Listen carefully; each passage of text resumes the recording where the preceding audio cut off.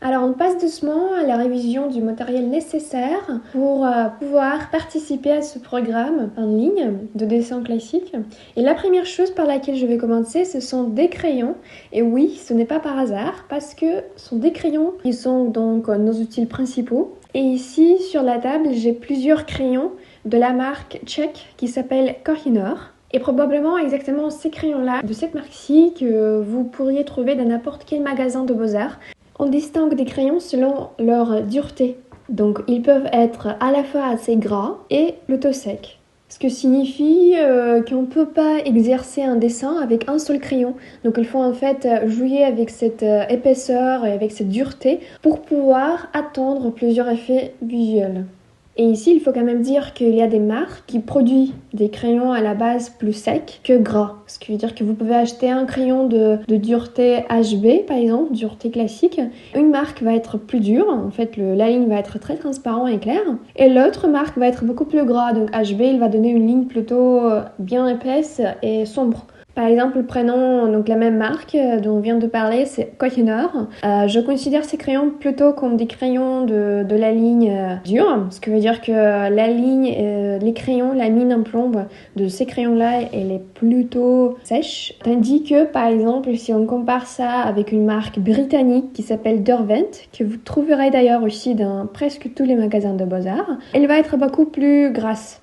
Donc pour résumer, on a cette échelle de plusieurs duretés, oui, de crayons avec plusieurs duretés, ce qui veut dire avec des crayons plus durs, avec des crayons moyennes et aussi avec des crayons plus gras. Des crayons plus durs sont des crayons avec partie H, qui est toujours marquée sur le bout du crayon. Et des crayons plus gras sont des crayons avec partie B, donc ce qui veut dire qu'à partir de B, 2B, 3B, 4B, etc. Donc normalement, on peut aller de tous les sens vers la chiffre 9, ce qui veut dire qu'il n'y en a pas de 10H ou 11H, c'est très rare. Normalement, c'est de H jusqu'à 9H, et puis après de HB, B, jusqu'à 9B. Donc on ne peut pas avoir plus. Et d'ailleurs, les crayons comme 8 ou 9B, ils sont hyper gras, ils ont une ligne hyper sombre, donc c'est plus que suffisant. Et dans le centre, donc en moyenne, on peut avoir HB. Donc c'est le crayon qu'on trouve dans les magasins comme papeterie ou magasins même de beaux-arts. C'est le crayon qui est toujours présent sur les étagères. C'est donc le crayon qui n'est pas ni trop dur ni trop gras, donc il donne une ligne assez neutre, ni trop sombre ni trop claire, quelque chose en moyenne. Mais si on prend par exemple des crayons avec la partie H, donc à partir de H, 2H, 3H, 4H, etc., ce sont des crayons qu'on considère plutôt pour la construction, pour les schémas, etc. Ce sont exactement ces crayons-là que les architectes ou designers utilisent pour leurs croquis, pour leurs dessins, assez précis, bien marqués, etc. Donc pour avoir plus de précision et plus de clarté. De l'autre sens, on a aussi les artistes qui utilisent les crayons plus souples, plus gras, comme les crayons HB, B, 2B, 3B et donc jusqu'à 9B. Ce sont des crayons qui nous intéressent le plus. Et chaque fois, en travaillant avec telle ou telle technique, on choisit tel ou tel crayon. Ce qui veut dire qu'on adapte toujours l'épaisseur et la dureté du crayon selon notre idée. Ce qui veut dire que par exemple, en travaillant avec des grains aplats et si vous voulez mettre ça dans un flou pour que ça soit bien homogène et tout ça, on utilise des crayons souples et gras, comme par exemple des crayons 2B, 3B, 4B et plus. Pour le dessin, pour la construction, comme on veut les traits bien marqués et tout ça, on utilise des crayons plutôt durs, comme par exemple H, HB, B, 2B. Mais encore une fois, comme vous avez déjà remarqué, je ne cite jamais des crayons à partir de 2H jusqu'à 9H parce que, encore une fois, ce ne sont pas des crayons qu'utilisent les artistes. Les crayons qui se trouvent sur la table, que j'ai choisi pour donc faire cette présentation, ont plusieurs duretés à la fois. Ici, par exemple, le plus dur, c'est H, et comme vous voyez, c'est marqué sur le bout du crayon. Pendant ce programme exactement, je vais utiliser les crayons suivants. Parmi les crayons durs, ça va être H, HB. Et parmi les crayons plutôt gras, ça va être B, 2B et 4B. Donc en gros, il vous faut 4 crayons. Ce qui est vraiment important, c'est HB, B, 2B et 4B. Parce que ce sont des crayons assez différents qui nous permettront d'obtenir les effets aussi différents. Ce qui veut dire qu'il ne vous faut pas acheter, vous savez, toute la ligne, chaque dureté du crayon. Il vous faut juste avoir quelques-uns pour pouvoir travailler à la fois avec des lignes claires et à la fois avec des sombres. Donc tout simplement, il ne vous faut pas, vous savez, acheter B, 2B, 3B, 4B, 5B, ça sert vraiment à rien parce qu'ils se rassemblent beaucoup. Donc pour créer un dessin vraiment accompli, réaliste, il vous faudra uniquement ces 5-4 duretés. Et un crayon comme ça peut coûter entre 1 et 2 euros, donc ça dépend de la marque, mais aussi de sa dureté, tout simplement. Et j'imagine qu'acheter quelques crayons comme ça ne posera pas de problème. Et si vous préférez acheter un kit, donc plusieurs crayons à la fois, il y a une promo, quelque chose comme ça, je vous conseille de prendre entre HB, B jusqu'à 9B et de ne jamais, je vous vraiment déconseille de prendre la ligne entre H, par exemple 9H, 8H jusqu'à HB, donc ça sert à rien. Et bien sûr, vos crayons doivent toujours, mais toujours vraiment, être bien taillés. Donc soit ça va être avec une taille crayon, tout simplement, ou avec un couteau, donc avec une lame ou quelque chose comme ça. Ça peut être même une lame qui est déjà mise dans un support, je sais pas, de bois, de métal. Et bien sûr, si on parle de l'approche professionnelle, c'est jamais la taille crayon qu'on utilise pour tailler nos crayons. Parce que la mine à plomb, elle ne se taille pas tellement bien avec cette taille crayon, tout simplement. Et nous, au dessin, on recherche à avoir une mine à plomb bien longue et pointue. Donc, et c'est ça, c'est possible qu'avec en fait, un couteau, avec une lame qui va bien tailler la mine à plomb. Et ce qui est aussi intéressant, c'est que quand vous taillez vos crayons avec un couteau ou avec une lame, il reste assez pointu et taillé beaucoup plus longtemps que si vous taillez avec une taille crayon. Donc ça, c'est aussi, il faut savoir. Et hors donc de crayons graphiques, au dessin, on peut aussi avoir par exemple les crayons avec le fusain, donc les crayons de fusain, de sanguine, de la craie aussi. Donc tout ça, ça peut être représenté à la fois avec le crayon ou tout simplement comme ça, comme un bâtonnet, comme si c'était le pastel. Et quand on veut diffuser notre trait, ce qui arrive assez souvent, on peut faire ça à la fois avec les doigts, soit avec une estompe. Donc un carton, elle est assez souvent blanche comme ça, il peut avoir également plusieurs tailles, c'est-à-dire elle peut être assez petite et plus large, plus grande.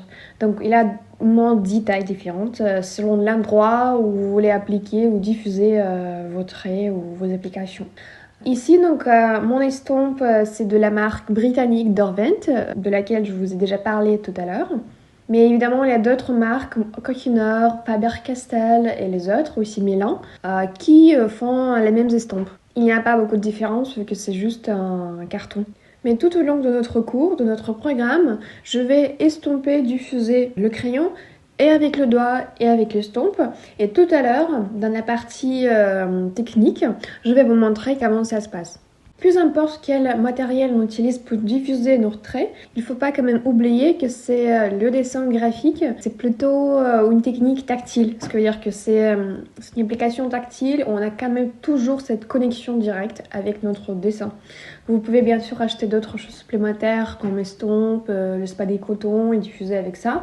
N'empêche que faire ça avec le doigt, ça va être toujours une meilleure solution. Après tout, vous allez voir comment on va faire plus tard et vous allez choisir vous-même et décider vous-même comment vous voulez travailler. Et maintenant, on peut passer à la révision du papier. Mais on va pas voir beaucoup de matériel en fait à voir parce que pour le dessin, tout le monde le sait, il faut un gros feuille blanche. Après, il faut des crayons et une gomme, tout simplement. Bien sûr, il y a d'autres outils supplémentaires, mais en gros, c'est ça. Donc, c'est pas la peinture, vous savez, où il faut acheter des pinceaux, des diluants, des couleurs, des supports, des palettes, et toutes ces choses-là. C'est beaucoup plus simple, assez minimaliste et c'est parfait pour les débutants, pour apprendre, pour se lancer dans cette création. Donc pour revenir à notre papier, il vous faudra juste un papier blanc, tout simplement.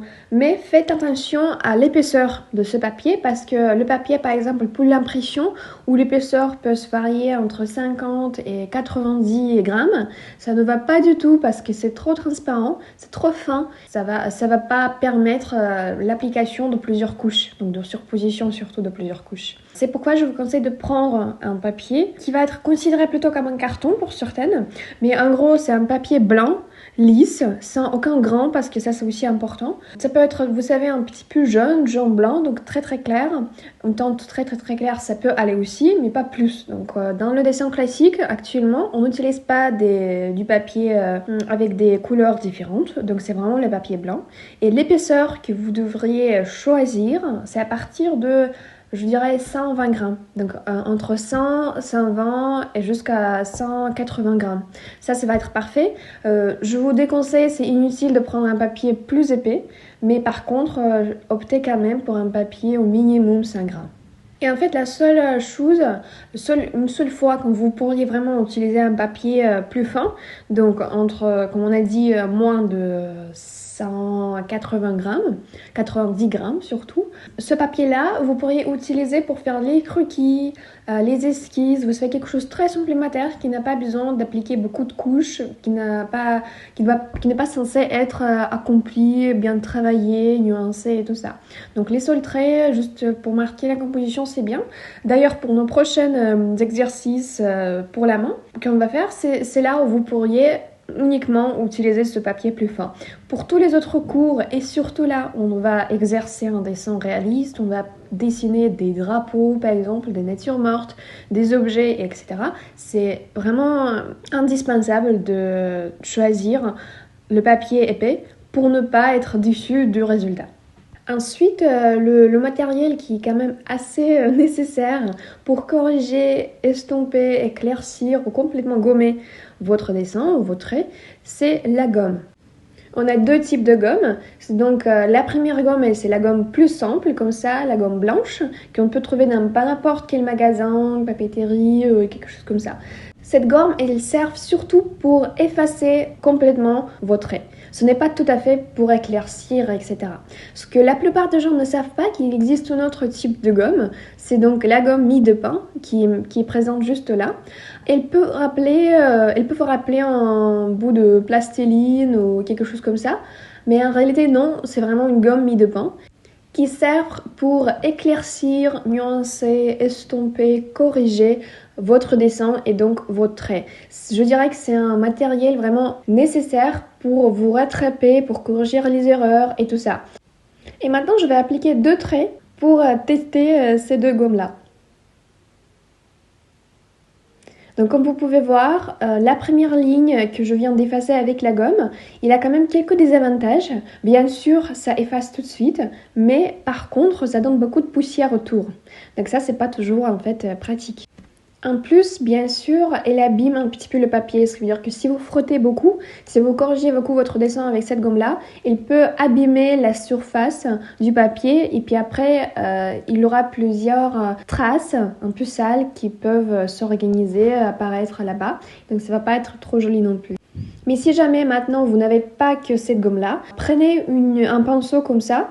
Et au lieu de faire partir cette poussière avec vos mains, avec vos doigts qui peuvent appliquer de gras supplémentaires, on prend le pinceau comme ça et on fait partir cette poussière avec ça, avec l'aide de ce pinceau-là. Ça nous évite dans le futur d'avoir des traits gras sur notre papier. Donc il ne faut pas oublier, quand vous touchez la surface du papier, chaque fois vous appliquez une couche invisible de gras. Ce qui veut dire qu'au bout du compte, au bout de plusieurs applications et tout ça, ça va vous laisser vraiment des traces assez gras où le crayon ne pourra plus passer. Alors cette ligne-là, on l'a effacée avec la gomme simple. Et deuxième ligne, je vais maintenant effacer avec notre deuxième gomme, donc gomme mie de pain. Déjà, vous voyez, ça efface beaucoup plus rapidement. Ça laisse pas de poussière, ça laisse pas de gras. Donc en fait, c'est beaucoup plus avantageux et pratique. En plus, en comparant ces deux gommes-là, il faut quand même dire que la gomme simple, donc la gomme blanche, elle est beaucoup plus dure, oui, mais elle donne beaucoup de poussière. Et je dois quand même vous dire que tous mes élèves qui découvrent cette gomme, mie de pain, ils ne prennent jamais la gomme simple. Mais c'est toujours à vous à voir. Ce que je vous conseille, c'est de la racheter quand même, parce qu'il ne coûte pas plus cher qu'une gomme simple. Ça se varie aussi entre, je sais pas, 1 et 3, 4 euros. Ça dépend exactement aussi de la marque. Moi, par exemple, j'utilise une gomme mie de pain de la marque Faber-Castell, de la marque italienne. Donc, elle est assez bon. Après, il y a d'autres gommes mie de pain qui peuvent être aussi assez bien. Et maintenant, on va passer à la fixation de votre papier. Ce qui est assez important parce que normalement quand on travaille, si vous travaillez à la table comme ça à plat, votre papier pendant tout le processus du dessin, il peut aller un petit peu dans tous les sens, ça peut vous perturber et peut-être vous déranger un petit peu. Pour ça, on utilise souvent les fixatifs ou par exemple tout simplement les scotch un papier. C'est important un papier parce que il va pas en fait déchirer les parties du papier, mais il va quand même assez bien fixer la feuille contre un support. Comme vous voyez, il est assez épais, mais aussi collant en même temps. Vous pourriez le trouver même dans les magasins comme Bricolex ou dans les magasins de Beaux-Arts, aussi de plusieurs tailles, dimensions, etc. Là, vous choisissez selon le format de votre papier, et de votre confort, etc. Et au sujet de surface que vous pourriez prendre, ça peut être une planche. Là exactement, j'utilise une planche en bois, tout simplement. Un bois qui était déjà préparé, la texture assez lisse. Donc ce n'est pas un bois qu'on peut trouver dans la nature. Mais vous pouvez aussi utiliser un boucan, planche plastique, une planche aussi en verre, tout ce que vous voulez. La surface va être juste bien plate et droite. Donc ça va être parfait, peu importe qu'est-ce que vous allez prendre. Parce qu'en fait, si vous travaillez sur la table, ça peut être aussi bien avec la condition que la table, la texture de table, la surface de table, soit lisse et aussi plate. Ce qu'il n'y a pas, vous savez, de bosses, de toutes ces choses-là qui vont vous déranger pendant la création.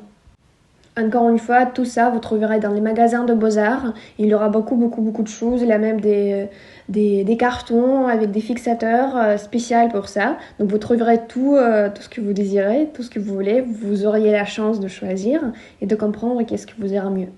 Parce que vous n'auriez pas en fait besoin de ce support-là, en bois, plus important en plastique, en métallique, en verre et tout ça, si vous avez déjà un bloc papier, parce que là, il a quand même assez de feuilles pour que ça vous crée un espace dégagé et plat. Donc, dans ce cas-là, c'est pas la peine de racheter. C'est même pas la peine, en tout cas, vous allez voir selon la surface, encore une fois, sur laquelle vous dessinez. Après cette révision détaillée de notre matériel, on va passer à notre premier cours pratique. On va s'exercer, on va comprendre et découvrir plusieurs exercices pour fortifier notre main et pour obtenir une ligne droite, affinée et vraiment parfaite. C'est parti!